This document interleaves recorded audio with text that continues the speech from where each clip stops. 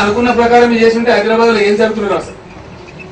ఈ ట్యాంక్ బండ్లు ఆడేవారు విగ్రహాలు పోయిన దానికి పెద్ద గబ్బోలు పెడుతున్నారు కానీ విగ్రహాలు కాదు, నిగ్రహం కోల్పోయిన తెలంగాణ ప్రజలు మేము నిజంగా మిలియనే కనుక వస్తే అసలు ఏమేమి జరుగుతుందో ఏం సంగతి నాకైతే అర్థం కనపడింది.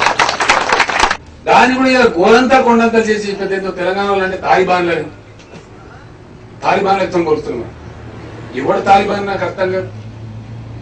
7 తారీఖు నాడు ఒప్పుకుంటావు, 8 తారీఖు నాడు ఒప్పుకుంటావు, 9 తారీఖు నుంచి ఢిల్లీ నుంచి ప్రకటన నాగానే మొదట మార్చి తిరిగేస్తావా? నువ్వా తాలిబాన్ మేమా? ఉద్యమం ఈ స్థాయికి వచ్చిన తర్వాత 100% తెలంగాణ రాష్ట్రం ఏర్పడటం తథ్యం. అందులో ఎటువంటి అనుమానం లేదు. ఈ స్థాయికి వచ్చినటువంటి ఉద్యమాలు ఎక్కడ అపజయం పొందలేదు, జయమే పొందినాయి. 100% అది కూడా మనం ఇప్పుడు జయం సాధిస్తాం. రాజకీయ నాయకత్వం యొక్క పరాధీన మనస్తత్వం, బానిస మనస్తత్వమే ఈ రోజు కూడా మనకు శాపంగా ఉంది.